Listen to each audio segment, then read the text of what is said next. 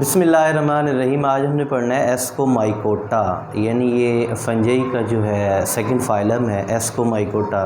Long question के तौर पर आता है, इम्पॉर्टेंट भी है कि राइट अ नोट या एक्सप्लेन एस्कोमाइकोटा या डिस्कस एस्कोमाइकोटा इन डिटेल के साथ राइट करें।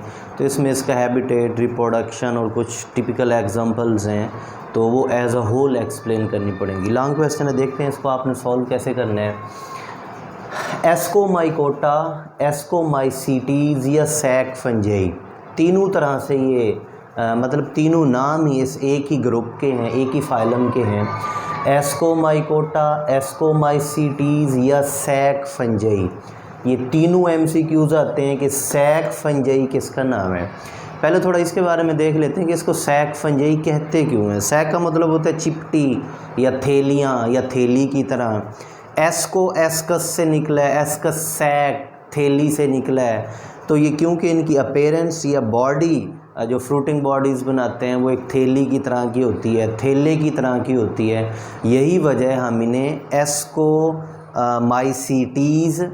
या सैक फंजई कहते हैं। एस्को एस्कस से निकला है और सीटीज़ फंजई के लिए इस्तेमाल होता है। एस्कोमाइसीटीज़ के सैक फंजई या सैक रखने वाली फंजई, इसीलिए हम इन्हें सैक फंजई कहते हैं। तो ये एमसीक्यूज़ के तौर पर आपने देखना है। नेक्स्ट है लार्जेस्ट ग्रुप है, यानी ये तमाम फंजई के फाइलम में सबसे लार्जेस्ट ग्रुप है। इस लाइन को भी आप अंडरलाइन कर लें, ये एमसीक्यूज़ के तौर पर आया हुआ है, आता भी है। 60,000 इसकी स्पीशीज़ हैं, ये भी एमसीक्यूज़ के तौर पर आता है। इन 60,000 स्पीशीज़ में 50% लाइकेंस की फार्म में पाए जाते हैं और बाकी 50% माइकोराइजल या उसके अलावा कोई और एसोसिएशन या इंडिविजुअल इंडिपेंडेंट भी पाए जाते हैं। यानी 60% में से 50% लाइकेंस की फार्म में है, बाकी जितनी एसोसिएशंस हैं इंडिविजुअली पाए जाते हैं वो सारी मिलकर 50% बनाती है। तो उन 50% में माइकोराइजल्स जो मोस्टली मॉरल्स हैं ये भी पाए जाते हैं। इसको अंडरलाइन कर लें, ये भी एमसीक्यूज़ के तौर पर आता है। ये थोड़ा सा इंट्रोडक्शन था, इसको आपने ऐसे अलग करके लिखना है। उसके बाद टाइटल देना है हैबिटेट का। हैबिटेट का मतलब है ये पाए कहाँ जाते हैं, किन किन जगहों पे पाए जाते हैं। तो हैबिटेट में ये मोस्टली टेरेस्ट्रियल हैं, यानी मोस्टली ऐसे हैं जो खुश्क इलाकों में पाए जाते हैं, खुश्क जगह पे पाए जाते हैं टेरेस्ट्रियल एरियाज़ में। सम एक्वेटिक, जबकि कुछ हैं जो एक्वेटिक हैं। उसने आपकी बुक वाले ने मैरिन और फ्रेश वाटर डायरेक्ट लिखा है, आपने इसके 2 पॉइंट बना लेने कि हैबिटेट के लिहाज से ये टेरेस्ट्रियल भी हैं और एक्वेटिक भी हैं। जो एक्वेटिक हैं वो 2 तरह के होते हैं, मैरिन वाटर में भी पाए जाते हैं और फ्रेश वाटर में भी पाए जाते हैं। फिर ये 2 पॉइंट बना के आप राइट करेंगे। हैबिटेट, पहले इंट्रोडक्शन था वो आपने लिख दिया, दूसरे नंबर पर हैबिटेट आएगा। हैबिटेट के बाद फिर टाइटल देना है टाइप ऑफ फंजाई, कि इस ग्रुप में कौन सी टाइप के फंजाई शामिल हैं।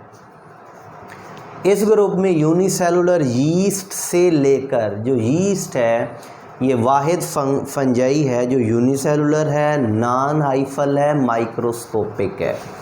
तो यूनिसेलुलर यीस्ट से लेकर multi cellular cup shaped fungi शामिल हैं।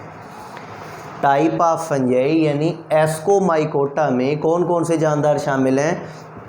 यूनिसेलुलर यीस्ट से लेकर multi cellular cup shaped fungi तक, जिनके एग्जांपल मॉरल्स है, ये भी शामिल है, ये विजिबल होते हैं। हाइफी इनके सेपरेट होते हैं, ये आप ऑलरेडी पढ़ चुके हैं कि इनमें डाइकैरियोटिक फेज़ लेंथी होती है।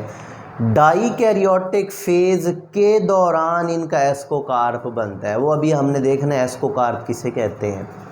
दोबारा देखें, टाइप ऑफ हाइफी क्या है कि टाइप ऑफ फंजाई के कौन कौन से फंजाई इनमें शामिल हैं। यूनिसेलुलर भी शामिल हैं, मल्टी सेलुलर भी शामिल है। यूनिसेलुलर यीस्ट जो माइक्रोस्कोपिक है उससे लेकर multi cellular large cup shaped fungi तक इनमें शामिल हैं, जिनके एग्जांपल मॉरल्स है। हाइफी इनके सेप्टेट होते हैं, डाइकैरियोटिक लेंथी फेज़ होती है, उस फेज़ के दौरान ये एस्कोकार्प बनाते हैं। नेक्स्ट है रिप्रोडक्शन, यानी ये अब पहला ख़त्म हो गया टाइप्स ऑफ फंजाई। उसके बाद हम चले जाएंगे रिप्रोडक्शन में। रिप्रोडक्शन में दो चीज़ें हैं कि इनमें सेक्सुअल रिप्रोडक्शन भी पाई जाती है और एसेक्सुअल रिप्रोडक्शन भी पाई जाती है, यानी दोनों तरह की रिप्रोडक्शन इनमें होती है, सेक्सुअल भी और एसेक्सुअल भी। तो इनको एक एक करके हम देखेंगे। एसेक्सुअल की सिर्फ एक ही बात है, वो ये है कि ये कोनिडिया के ज़रिए डिवाइड होते हैं, कोनिडिया स्पोर्स हैं जो इनमें एसेक्सुअली बनते हैं। उसके बाद नेक्स्ट है सेक्सुअल रिप्रोडक्शन, इनमें कैसे होती है। सेक्सुअल रिप्रोडक्शन ये है कि ये सेक्सुअली रिप्रोड्यूस थ्रू एस्कोस्पोर्स, ये बात एमसीक्यूज़ के तौर पर आती है, यानी एस्कोमाइकोटा है तो इनमें सेक्सुअल स्पोर्स एस्कोस्पोर्स प्रोड्यूस होते हैं। एस्कोस्पोर्स तादाद के लिहाज से 8 होते हैं या 8 होते हैं, ये बात एमसीक्यूज़ के तौर पर आती है। स्पोर्स हैप्लाइड होते हैं, ये हैप्लाइड स्पोर्स हैं, एस्कस के अंदर प्रोड्यूस होते हैं और बहुत सी फंजाई में एस्कस एस्कोकार्प के अंदर होती है। यानी आप देखिए मैंने डायग्रामेटिक रिप्रेजेंटेशन भी दी है, ये सारा जो स्ट्रक्चर आपको नज़र आ रहा है ये सारा स्ट्रक्चर है एस्कोकार्प, यानी इनकी एक फ्रूटिंग बॉडी होती है, ये सारा स्ट्रक्चर एस्कोकार्प है। तो एस्कोकार्प को ये ब्लैक से रिप्रेजेंट किया, ये सारा एस्कोकार्प हो गया। इस एस्कोकार्प के अंदर जो रेड तरह के स्ट्रक्चर्स बनाए, चैनल्स बनाए हैं, रास्ते बनाए हैं जो रेड लाइन से अपेयर किए गए हैं, इनको एस्कस कहते हैं।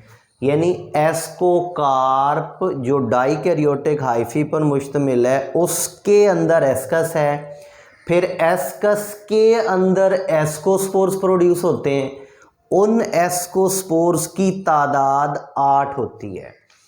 तो इसी तरह ये बाहर वाला दोबारा देखें, एस्कोकार्प, उसके अंदर ये एस्कस, एस्कस के अंदर ग्रीन कलर के एस्कोस्पोर्स हैं। तो मोस्ट फंजाई में एस्कोकार्प के अंदर एस्कस, एस्कस के अंदर एस्कोस्पोर्स, और एस्कोस्पोर्स कितने होते हैं? 8 होते हैं।